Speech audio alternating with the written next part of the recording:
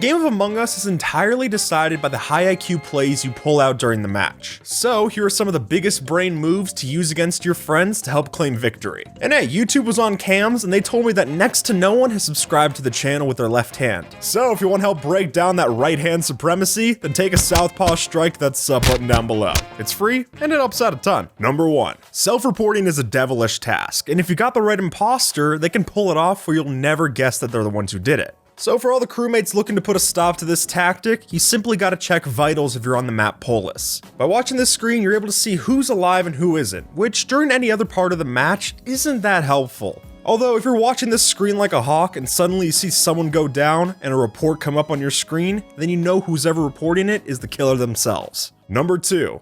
By the nature of this game, of course, everyone's gonna seem a little suspicious to you, but if someone's particularly throwing something off on your radar, make sure to watch them do a short task and see if that bar up on the top moves any. If it goes up, then you know that they're confirmed innocent, but if it doesn't, then you know who to point fingers at for the next meeting. That's the thing though, it has to be a short task. If you watch them do a long task with 2 parts, then you have to remember that it only goes up on the bar after they do the second part. Otherwise, you're just ratting out people who didn't get to finish the job yet. Number 3. If you're playing the game on a mobile device, then make sure to tab out and go and search up Unicode U+3164. Copy and paste that into your name in Among Us, and sure enough, you'll have an invisible name that's completely blank to all other players, not just those on mobile. Now as the killer, you can hide behind different parts of the scenery to get stealth kills, or even just hiding behind your other friends to get sneaky reports. It's a pretty great tactic, although it is a little cheaty, so make sure it's cool with the other people in the lobby before you use it. Number 4. In this game, time is an important asset, and especially if you're killer trying not to get caught. So that's why we gotta talk about animation skipping. For those of you who don't know, you're able to click on certain screens in the game to just skip them entirely, which turns that would-be downtime into a period of stealth and strategy. So whether it's clicking on the be quiet screen during the beginning of the game to get a head start on Mira, or even just getting away from your dead body to do tasks faster, this is definitely a tactic you gotta throw into your arsenal. And who knows, in a competitive lobby, it might just make all the difference. Number 5. This is a bit more situational, but I do love to use it on the more inexperienced friends of mine, which is if you're playing as imposter and you set off an oxygen emergency, you shouldn't avoid it, but rather head over there, open up the panel, and start mashing in the wrong code. And while they're not paying attention, you're going to be letting that timer run dry and get yourself an easy win. Although, one of the key parts about this strategy is you can't hold on to it forever. As soon as they start to get suspicious, you're going to have to pull it up and do the right code immediately. Otherwise, you're just putting another target on yourself. Number 6. In a big lobby, it can be pretty tough to sway the vote of all the different people in there. However, even if you're not throwing anyone out of the airlock, you gotta pay attention to who votes. Because what you'll notice is that imposters typically want to vote aggressively. So if you're in a lobby with 2 imposters, they're almost always going to vote together. Meaning if you see the same colors pop up in a bunch of different names, you might be noticing the details that help you build your case. So keep an eye out for the synchronicity and try to get that group of 2 out before it becomes the majority vote. Number 7. Knowing the tasks and jobs in this game does not just stop at knowing how to do the different mini-games and pop-ups. So if you want to improve your gameplay, then I highly recommend knowing how the tasks look to other people around you. For example, diverting power on Skeld is a 2-part task that can be faked anywhere late game, but it's always got to start in electrical. Now you see, looking out for key relationships like that can be all the difference if you're trying to pick out a suspicious person or if you're an imposter trying to blend in. So head over to the wiki, brush up on the task criteria, and then you'll be better than ever to start the game.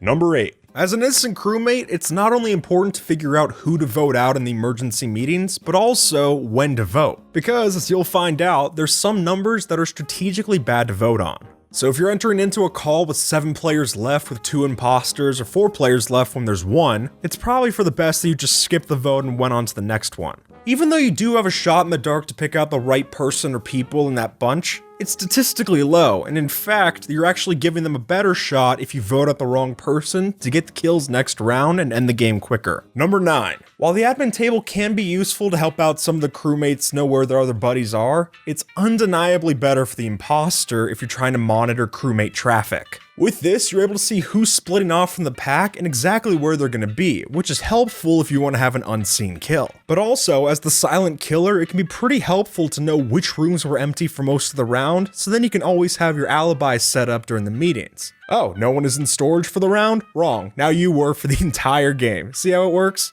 Number 10. When you're playing with 2 imposters and find yourself in a group of 4, it's a pretty tense situation. So if you're trying to get out of it with you still surviving, then you might want to try spamming the report button as much as possible. Because if you're lucky, you might just have the chance to identify a mistimed double kill. And more importantly, with that information, you can just as easily point out both imposters at once. I wouldn't exactly say hinge your whole strategy on this little tip, but in those situations where you've got nothing left to lose, this might just give you everything you need to win. Number 11. For all you imposter hopefuls out there, clearly the cameras are some of your most crucial enemies. However, if 2 of the crewmates are tabbed into the security feed, they might just give you an opportunity instead. You see, if you were to kill one of them while both of them are watching the screen and then self-report, you're putting yourself in a high-risk, high-reward strategy. Sure, you're right in the room with the body, but also, now you've got a surviving crewmate that's unknowingly standing directly over a dead corpse. And if you know your way to talk around certain situations, you might have just framed them for the perfect kill. And even better, you got one of the camera campers off your back.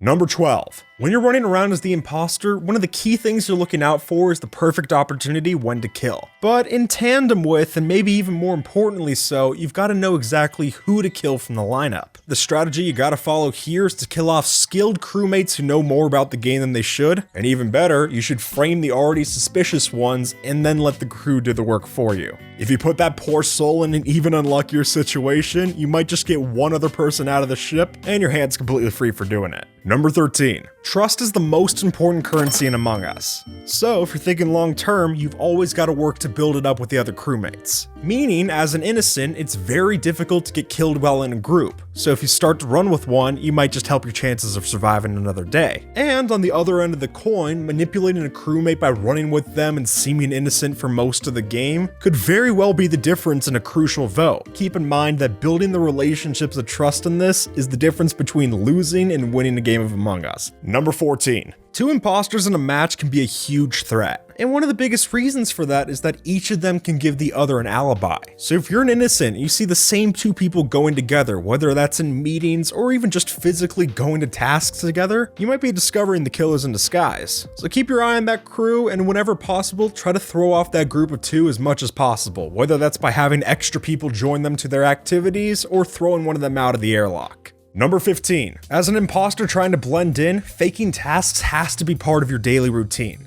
Although, if your crewmates are starting to metagame and you notice that they're starting to watch the taskbar at the top to find any liars, then you better switch from faking short tasks straight over to the long ones. However, if you're gonna pull it off right, you gotta make sure to not get the order of the parts mixed up. Because if you slip up and say that you're trying to download data in admin, yeah, you can say goodbye to the ship and hello to the cold blackness of space. It's your new home.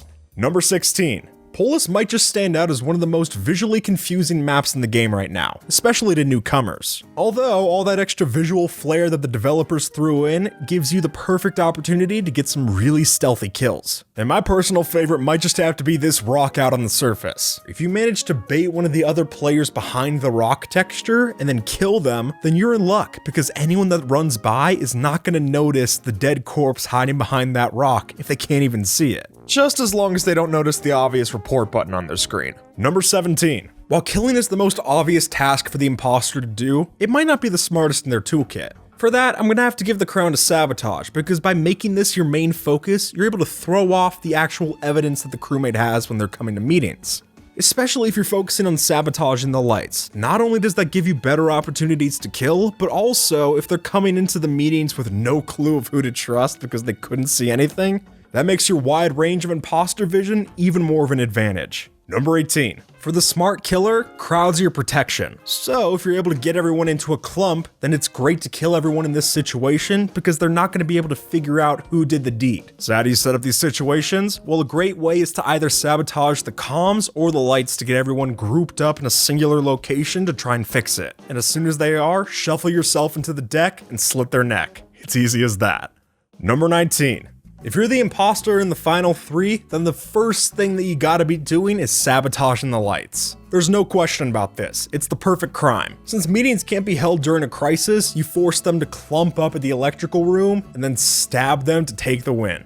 Being quick with this one is the key component. You gotta make sure to spam that sabotage button and do not let them have the chance to get an emergency meeting in. But as soon as you do it, you're basically setting yourself up for the win. Number 20. Just like any good magician, the role of the imposter is a game of misdirection. So if you've got a kill plan on the right side of the map, you better be sure to get that sabotage ready on the left. If you're pulling the crew away from the body, then you're not only stopping them from reporting it, but you're also giving yourself more time for more credibility. And also, by doing a sabotage, you're giving yourself more time to burn through a kill cooldown. This is a great combo, and unless you've got both of them charged up, you really shouldn't be doing one or the other unless you're absolutely certain. Number 21. If intelligent crewmates are using metagaming like the taskbar or visual tasks to try and rule out which of their crew is innocent, then you as the killer gotta keep a watchful eye on killing one of those. Because obviously, if you find yourself late game and you start to try and throw off attention to one of them, it's not gonna work if they already know that they're clean. So get them out of the running and keep only the kind of innocent, maybe suspicious other players to throw off the attention instead. Otherwise, by framing the wrong person, you might as easily just call yourself out of the game. Number 22. Sometimes the best things to say in a meeting is complete silence. And this goes tenfold for the killer. If you're in a crowded lobby with a lot of accusations being thrown around early game, you should not be trying to speak up and dogpile, but instead keep a low profile, let your mic stay muted, and only talk when spoken to. Not only does this let clever imposters slip by undetected, but also it can give you more time to think of an alibi if you didn't already come to the meeting with one in hand, which could just be all you need. Number 23. As the imposter, it can be tough to try and find a dull moment. But if you aren't busy, what you should be doing is shutting doors on groups that have no idea where you are. If they think they're locked in with a killer about to take their life, they're not going to be thinking about you and whatever task you're faking. Plus, the strategy mixes well if you're already on the admin cams and you're seeing that other people are in a group in a different room. Close them off, keep them scared, and by doing that, you might just throw them off your case long enough to survive a critical vote.